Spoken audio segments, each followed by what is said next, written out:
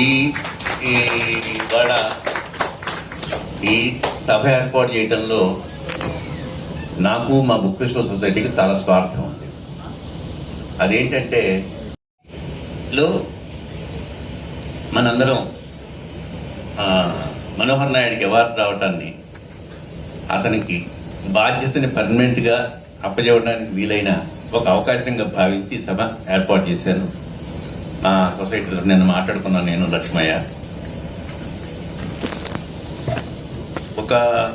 ఒక పని కంటిన్యూస్గా చేసేటప్పుడు దానికి ఎంతో కొంత గుర్తింపు రావటం, సమాజంలో వివిధ వర్గాలు దాన్ని హర్షించటం, వ్యవస్థలు కూడా దాన్ని గుర్తించటం సహజసిద్ధంగా జరుగుతూ ఉంటుంది. విజయ్ కుమార్ ఎంఎస్కు విజయ్ కుమార్ గా పరిణామం చెందాడంటే మనం చేస్తున్న కంటిన్యూస్గా చేసే మన డిస్కోర్స్ ఏదైతే ఉంటుందో దానికి సామాజికమైన గుర్తింపు ఎప్పుడూ ఉంటుంది. అలాంటి గుర్తింపే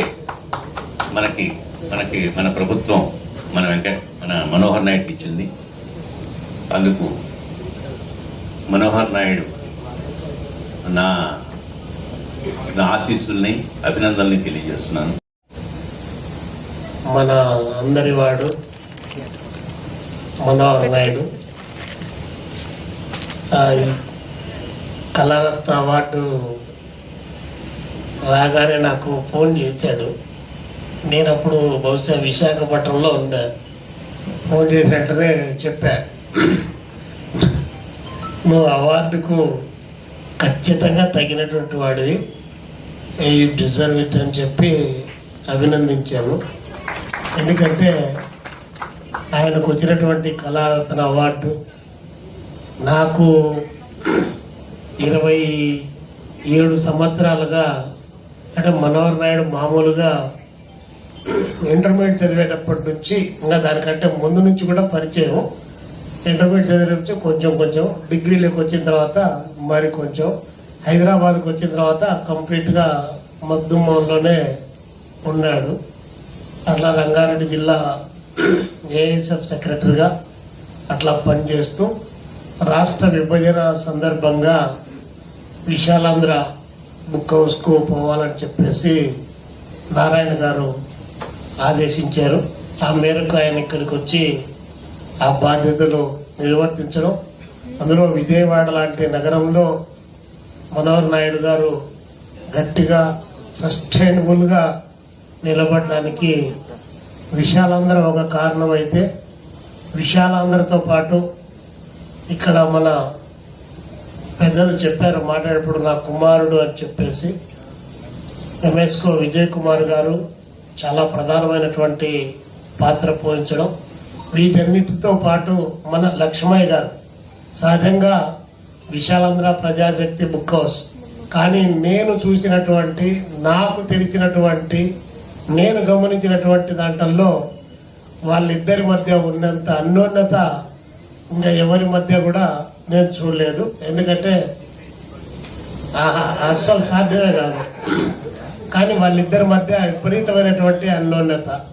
నేను లెనిన్ 100 years సెలబ్రేషన్స్ జరపాలని చెప్పి వచ్చి రూమ్లో కూర్చుంటే, ఇట్లా జరిపితే బాగుంటుందంటే దానికి అనుగుణంగా 100 years సెలబ్రేషన్స్ 1 week పాటు ఇక్కడే విజయవాడ కేంద్రంలో చాలా గట్టిగా నిర్వహించారు.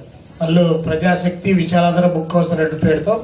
ఇప్పుడు విజయ్ కుమార్ సార్ దీన్ని ఆర్గనైజ్ చేసినప్పటికీ దీంతో పాటు కామ్రేడ్ లక్ష్మయ్య గారు ప్రధానమైనటువంటి పాత్ర. ఇది నాకు రాలేదే లేకపోతే ఇంకొకటి అనేటువంటిది కాకుండా మనోహర్ నాయుడుకు రావడం అంటే విజయవాడ బుక్ ఫెస్టివల్ కు ఈ అవార్డు రావడం అనేటువంటిది ఉంది. చూడండి, ఆ ప్రశంస అది మనోహర్ నాయుడుకు జీవితాంతం కూడా గుర్తు పెట్టుకోవాల్సినటువంటి అంశం. ప్రశంసలో ఉన్నటువంటి గొప్పతనాన్ని కూడా స్వీకరించాల్సినటువంటి బాధ్యత మన పైన ఉందని చెప్పి ఈ సందర్భంగా తెలియజేస్తూ, ఇచ్చినటువంటిది ఆంధ్రప్రదేశ్ ప్రభుత్వం ఉగాది పురస్కారమైన కళారత్న అవార్డు తీసుకొని రానున్న రోజుల్లో గ్రామస్థాయి వరకు పుస్తక పఠనం అనేటువంటిది మరింత పడిపోతున్నటువంటి నేపథ్యంలో ఆ పుస్తక పఠనాన్ని మరింత జనంలోకి తీసుకొని పోయి, ఆ పుస్తక పఠనం లేకుండా ఓన్లీ డిజిటల్ మీడియా లేకపోతే సెల్లు వగైరా వగైరా అనే దాంతో విజ్ఞానాన్ని సంపాదించడం సాధ్యం కాదు. కానీ అలాంటి పుస్తక పఠనాన్ని తీసుకొని పోయి గట్టిగా ప్రయత్నం చేస్తూ ఉన్నారు. అన్ని జిల్లాల్లో కూడా బుక్ ఫెస్టివల్స్ ఏర్పాటు చేశారు. విజయవాడలో క్రమంగా ప్రతి సంవత్సరం కూడా దీన్ని నిర్వహిస్తారు. నేను కూడా చూశాను. విజయవాడలో గ్రౌండ్ రాకపోతే మన విజయ్ కుమార్ గారు చెప్పినట్లు ఆ గ్రౌండ్ కు సంబంధించి మీకు పర్మిషన్ లేదు పో అని చెప్పి అది ముఖ్యమంత్రి స్థాయిలో తొక్కి పడితే దాన్ని ఇవ్వకుండా ఎట్లా దీన్ని తొక్కి పడుతుందో ఇక్కడే బుక్ ఫెస్టివల్ నిర్వహించాలని చెప్పేసి చొరవ చేసి దానికి కావాల్సినటువంటి అన్ని రకాల ప్రయత్నం చేసి ఎక్కడైతే విజయవాడ బుక్ ఫెస్టివల్ జరగాలనో అదే ప్లేస్ లో జరిపించడానికి కావాల్సినటువంటి ప్రయత్నం, అంటే ఒక పట్టుదల కార్యదీక్ష అనేటువంటిది చాలా ఇంపార్టెంట్.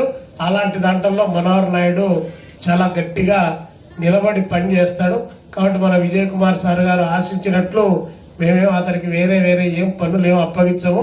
విశాలాంధ్ర పని అంటేనే అది సమాజానికి చేసేటువంటి గొప్ప సర్వీసుగా ఆ విశాలాంధ్ర చేయాల్సినటువంటి పని ఇంకా చాలా పెద్ద ఎత్తున ఉంది.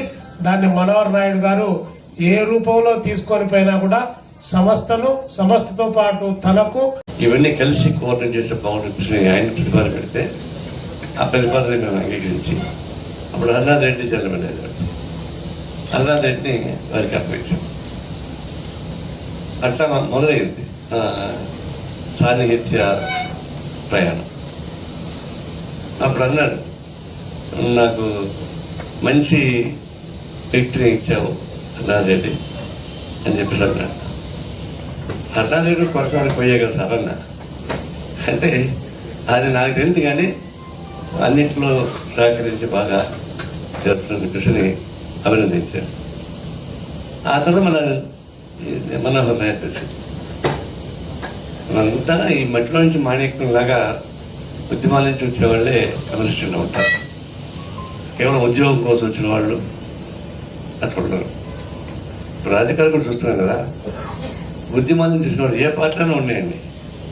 ఉద్యమాల నుంచి వచ్చిన వాళ్ళ ప్రవర్తనకి ఉద్యమాల సంబంధం లేకుండా ఈ డబ్బులు పెట్టుకొచ్చిన సంబంధంగా తేడా వస్తారు. వాళ్ళు ఏ పొజిషన్లో ఉంది, మంత్రి పదవిలో ఉండి ఎట్లా.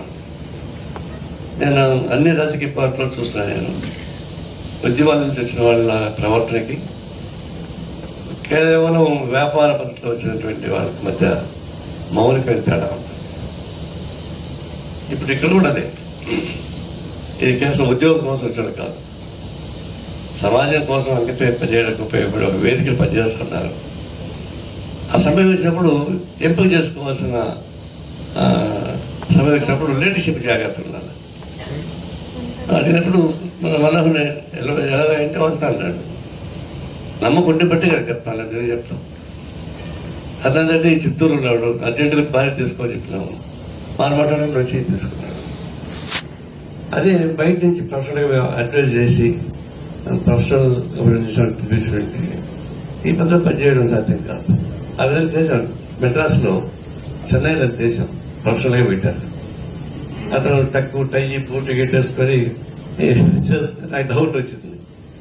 అది book house, news and book house and అక్కడ డైలీ పేపర్ రెండింటిలో చూసాం.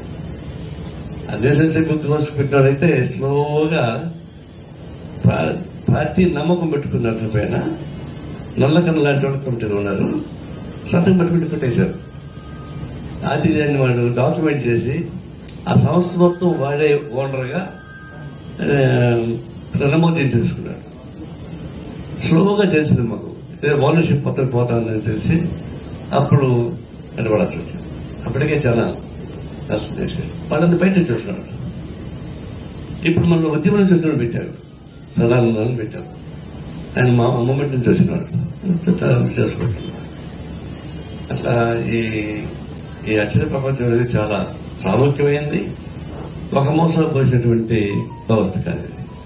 వీళ్ళందరికీ కోఆర్డినేట్ చేయాలంటే చాలా కష్టం. అది విజయ్ కుమార్ గారికి సాధ్యమైంది.